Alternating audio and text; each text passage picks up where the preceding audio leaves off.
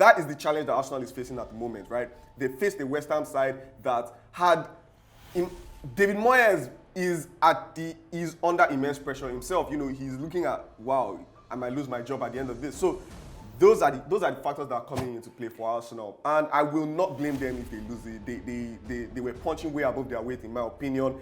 If you gave this excuse to the Manchester United team, I would totally agree. Man U has been playing game week in, week out. They are still running In fact, for this season, They are still running for all the old trophies. A game every 3 days. A game every 3 days.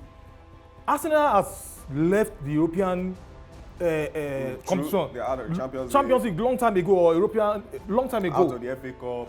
Out of the Carling Cup. Now, I want to now see. I'm trying to understand the reason why they are bottling the league at this point, because even the West Ham that they played midweek. West Ham played on Thursday. Yes, in the Europa Conference League. That's League. So I was expecting fatigue to worry West Ham and then not Arsenal. Not Arsenal. Now seeing them playing 2-2, I feel like Arteta, I don't know if he doesn't understand. Maybe he didn't. I feel he didn't finish his internship. He didn't complete his internship with Guardiola, because if he had completed his internship with Guardiola at the end of the season, that's when Guardiola picks those vital points.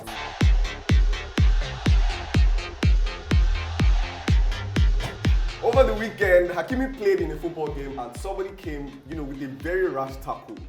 And something interesting that I heard after that match was that it was his ex-wife or estranged wife that sent that player to him, right? But this is interesting, coming off the back of Hakimi's legal, situation with his wife, having had that divorce story, divorce proceedings and everything, and then talking about property and all those all of that. But really and truly, at the end of the day, this is a young footballer who's 24 years old.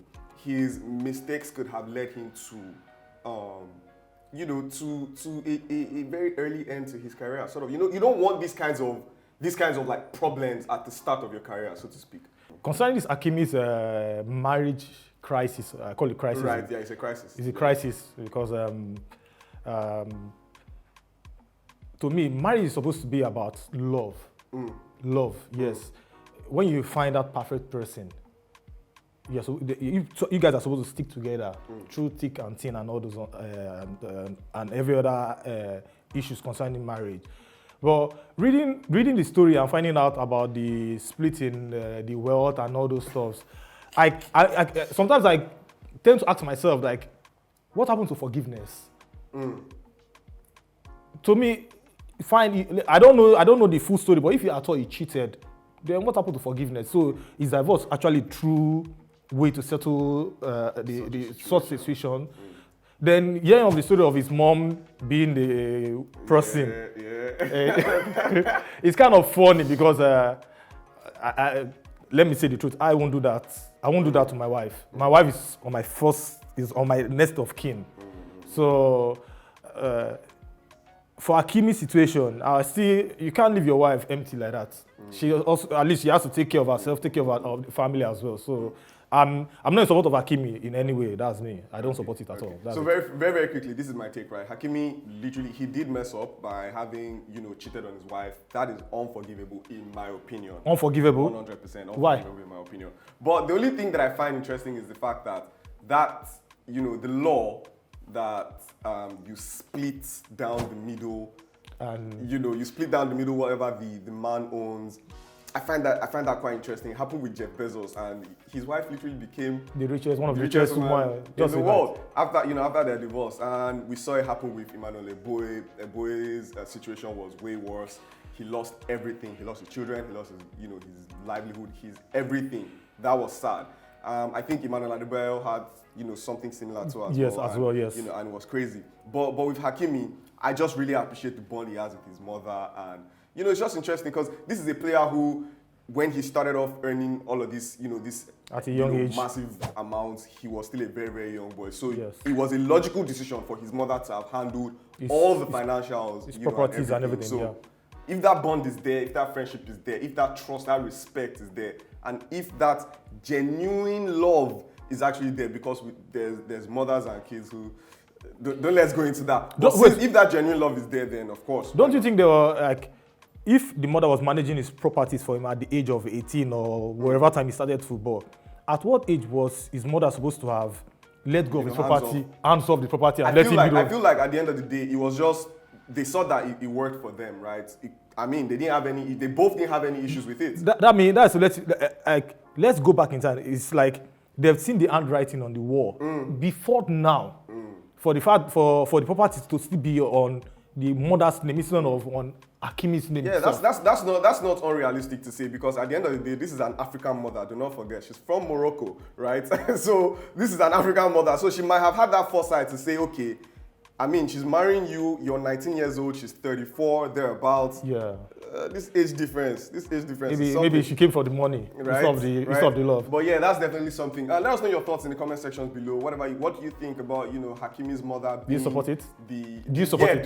Do I support it? Yes. I mean, of course, it works for them. And at the end of the day, in this situation, imagine Hakimi at 24 losing half of his property. I feel like it would have affected him way more, as a player. The talent that this boy has, I don't want to see him go, I don't want to see him go down the drain, Yeah. We've talked about Mason Greenwood messing up his chances in life, and,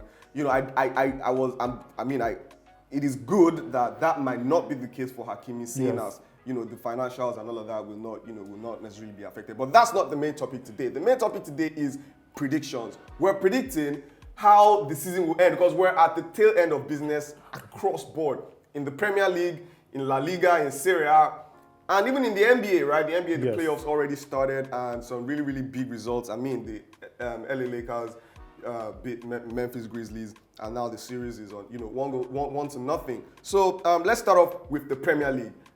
In the Premier League, Arsenal bottling the league. I don't understand. Club. I see, like, if Arsenal doesn't win this league this season, they should just forget it. I mean, they should literally forget it, because really? I am an anti-Arsenal fan.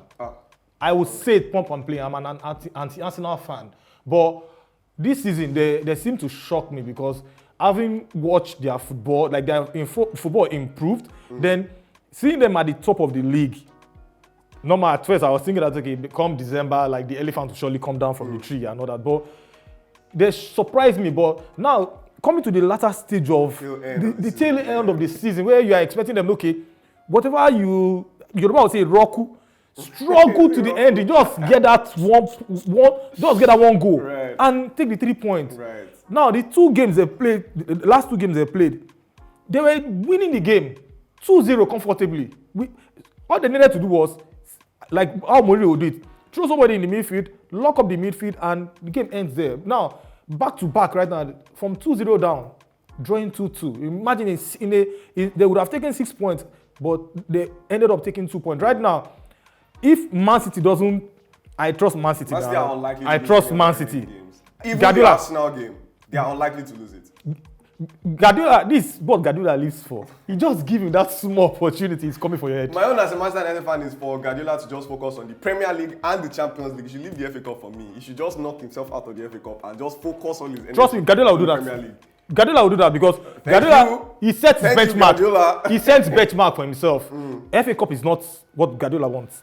He wants the league and he wants the Champions League. Those are the two trophies Guardiola in my opinion, in Arsenal's defense, this is Arteta's third season in Arsenal. You're just starting to see that pedigree just sort of show, right? It is still very early. Everybody understood that they were punching way above their weight, considering the Arteta project at Arsenal, right? This season was unexpected. The performance this season were unexpected. You're starting to see the lack of experience starting to show. Is a very, very, very young squad. Just a few major injuries. I mean, imagine the number of injuries that Manchester United have had now in the past few days. Just listen. Yes. Now, they had Rashford, they had their entire defense Varane, injured, Martinez, right? And they're still able to, grind out a result. But with Arsenal, Saliba and Tomiyasu got injured, and things have sort of like gone belly up, since then.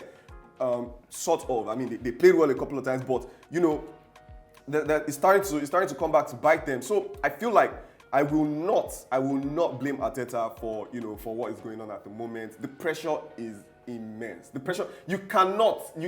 I will blame him. As again, they played against a West Ham side that is in the relegation battle. See, forget about it. This is the Premier League. Once it comes to this point in the season, those relegation teams, they turn into another beast entirely. When they are, when they're facing down, when they are staring down the barrel, when they're looking at it and saying, "Oh my God, this is us going into the Championship," they turn into another beast entirely. So that is the challenge that Arsenal is facing at the moment, right? They faced a West Ham side that had David Moyes is under immense pressure himself. He's looking at, wow, I might lose my job at the end of this. So those are the factors that are coming into play for Arsenal, and I will not blame them if they lose it. They were punching way above their weight, in my opinion. Everybody just got carried away with how well they've been playing and how well they performed over the season. But the truth is, they've been punching above their weight, from the beginning of the season. And if they don't win it, it will be unfortunate. It will be sad. It will be scandalous, in fact. But I won't say they're a bad team. They can come back next season and push on. If you gave this excuse to the Manchester United team, I would totally agree. Man U has been playing game week in, week out. They are still running They are still running for all the old trophies. A game every 3 days. Every 3 days. Arsenal has left the European competition. They are out of the Champions League long time ago, or European long time ago. Out of the FA Cup. Out of the Carling Cup. Now, I want to now see. I'm trying to understand the reason why they are bottling the league at this point, because even the West Ham that they played midweek. West Ham played on Thursday. Yes, in the Europa Conference League. League. So I was expecting fatigue to worry West Ham and then not Arsenal. Not Arsenal. Now seeing them playing 2-2, I feel like Arteta. I don't know if he doesn't understand. Maybe he didn't. I feel he didn't finish his internship. He didn't complete his internship with Guardiola, because if he had completed his internship with Guardiola at the end of the season, that's when Guardiola picks those vital points. Go and check Guardiola at the end of the season. The truth is, there's still that naivety across board with Arteta. He's still a young manager with the Arsenal squad. So many young players. And what excuse are you going to give to him right now? Bukayo Saka missing that penalty at the point when he missed it, when they could have gone 3-0, 3-1 up. That was very, very unfortunate. Man U, if you count the number of Man U first team players who are injured. No, it's a very, very long list. It's a very long list. Even over the weekend, like 30 minutes to when the game was start, Sabitzer picked up an injury. Then it was less than some few minutes to the game start. 1 hour to the game start, when they brought in Eriksen. Yeah. And at the end of the day, they still delivered 1-2-0 comfortably. Not that they struggled, they 1-2-0 comfortably. So that's what I'm expecting from an Arteta. Go in there, do the job. You guys are leading 2-0, secure that 2-0 and get on with it. Well, that's definitely the biggest story this weekend. Arsenal look to be bottling the Premier League title, right? They played excellently well, but it looks like they're going to miss out on it, because, of course, they do face Manchester City very, very soon, and it's just 4 points between them. That is very big, and of course, don't forget as well, Manchester City do have that massive goal difference, ahead. And yeah, it's definitely something. But now to the predictions: who's winning the Premier League title this season? I'm rooting for Man City. I was supporting Arsenal, but right now I'm rooting for Man City, because Arsenal has scored my. Who's going to be the highest goal scorer in the Premier League this season? You know the answer now. Even if they're close, if they wake you up if you have to dream it, it's Erling Haaland. Right. Okay. Another prediction, right? Who is going to complete the top four places in the Premier League? Obviously, my first person that is winning the EPL Premier League is Man City, followed by Arsenal. Then the third position, I know that Man U is taking that third position, no matter what. Right. Then it's between Newcastle and Tottenham. Newcastle. I feel Newcastle has the pedigree. They have that ginger to go there, because to take that fourth position, because Tottenham keeps waving there. They're inconsistent. I don't trust them. So I know that those are my four teams that I know that will be at the top four at the end of the season. Okay, very quick one. I'm sure you didn't prepare for this, but very quickly predict Chelsea's position. Chelsea's final position at the end of the season. Why are we dragging Chelsea? To this position? Predict it, my man. Predict. Let me know where you think Chelsea will finish at the end of the season. With what was his name? With Lampard. I don't see Chelsea entering into that first 10, but I know that they're not going to enter into the top 10. We all know that they can't get there. Oh yeah, where will they finish? So I'm looking at Chelsea finishing 13th or 12th. Bad. It's not. See, No, you no guys. problem, no I said it. problem, I said no it problem, here. no problem, I'm a no Chelsea problem, fan. no problem. I'm a Chelsea fan, so I'm saying it here. I'm saying it. It's either they finish 12th or 13th. Not even Chelsea the are 11th down position. bad. Liverpool, how about Liverpool? Where do they finish? Same thing with Liverpool. I think Liverpool should be in the Europa League sixth. Yeah, sixth. I think Europa Conference League, in my opinion. And when they qualify for Europa Conference League, I believe Jurgen Klopp should be sacked because, of course, he's led that club to a shambles, especially this season. A very poor season. Very poor management of the squad. I don't support him being sacked. You know, I don't support him being sacked. No, we're not going into that. That's my commission for today, but that's my opinion, right? He should be sacked at the end of the season. Just one season. He should be sacked at the end of Just the season. one season. This season alone. Going by Shop's logic, he should be sacked at the end Why of are the we going season. with Shopsy? I told you that Shopsy took the same substance that Todd Boehly Tom Boehly took that took. So weekend. let's leave that aside. Okay. Let's move on from the Premier League now and go to the Serie A, right? Who's winning the Serie A title this season? They've won it already. So let's. You think? Yeah, Napoli. They haven't. They haven't. 13 points difference. And they're finding it hard to score goals. They are finding it hard to win their games. They have suffered a major setback in the Champions League. They're finding it hard to score.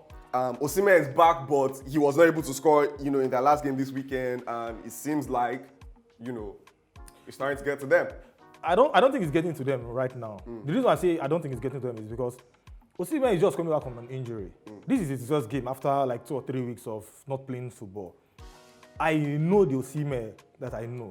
Give him 2 games. Give him 2 games. That you know. Give him 2 games. He's going to bounce back. And I know that Napoli has won that Serie A already. Let's not argue it because 13 points different gap. Yeah, and Lazio is who's next behind them. So I don't think they can bot it like Arsenal. So let's move on. Okay, so who will be the highest goal scorer in Serie A this season? It's Osimhen now. Osimhen. Yeah. At least I'm rooting for an African, especially Nigerian, to win that golden boot for the highest goal scorer in Italian football because it has never happened before. So now to the Champions League. Who's winning Champions League this season? I believe Chelsea is going to win the Champions League this season. I know that face. I know that face when I see that face. It's like you eventually went to collect what Chelsea, No. I'll give you facts. Okay. I'll give you facts. Fact and oil. Go and look at the seasons Chelsea won, the 2 Champions League they've won.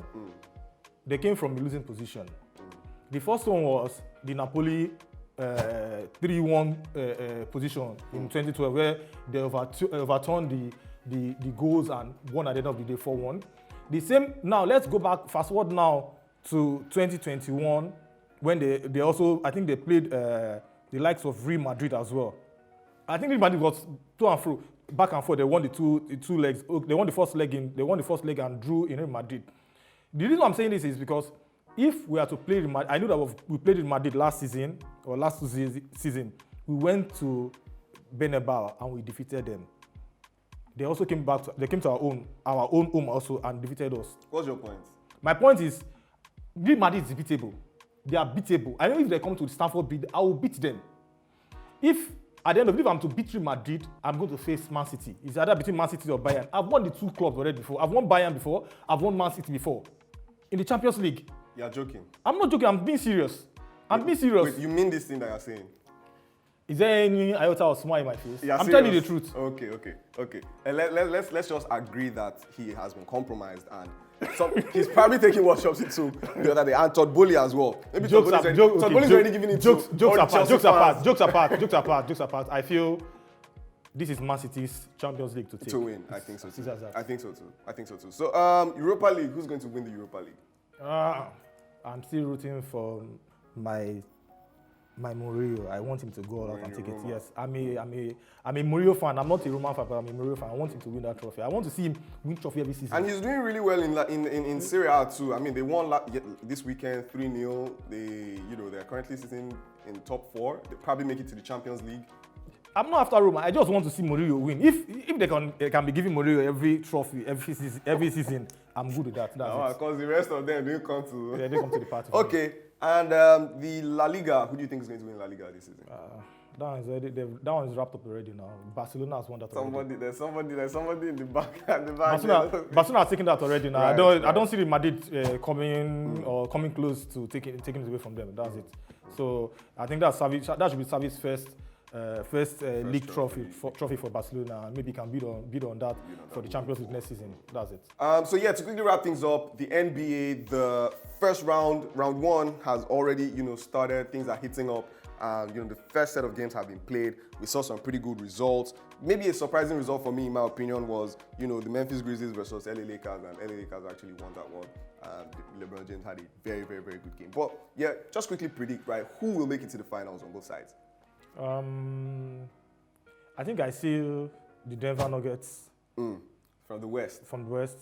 Then I see the Milwaukee Bucks. From the East. Yeah. That's pretty good. That's pretty good because Giannis is up there. He's in the race. I think Giannis has been fantastic this season. I feel yes. He's right up there in the KR MVP leaderboard. But in my opinion, I think from the East, I will say maybe the 76ers. They've had a very good run this season, and there's some sort of history to it, trying to get to the finals for the first time in a long time. So yeah, that's big, and the lineup looks good. Let us know your thoughts in the comment sections below, anywhere that you're watching this. It was the prediction episode today. Hopefully Shopsy will be back. Darlington has sort of deputized well for Shopsy, but today he took a he made some passing mistakes and passing errors and stuff. In what way? For Chelsea or what? I cleared that. I said Man City is taking it now. So we can just let it slide. But of course, thank you very much for deputizing, and we'll catch you guys in the next one. Do not forget, put your comments in the comments below anywhere you're watching this. There's a Champions League coming up this midweek. There's also the Europa League as well coming up this midweek. I mean, a lot of things seem to be done and dusted. I don't think Man City will drop their lead.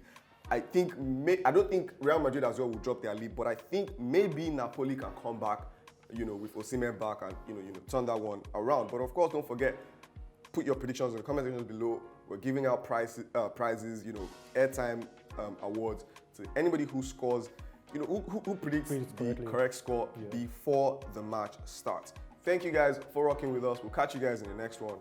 Peace. Peace out.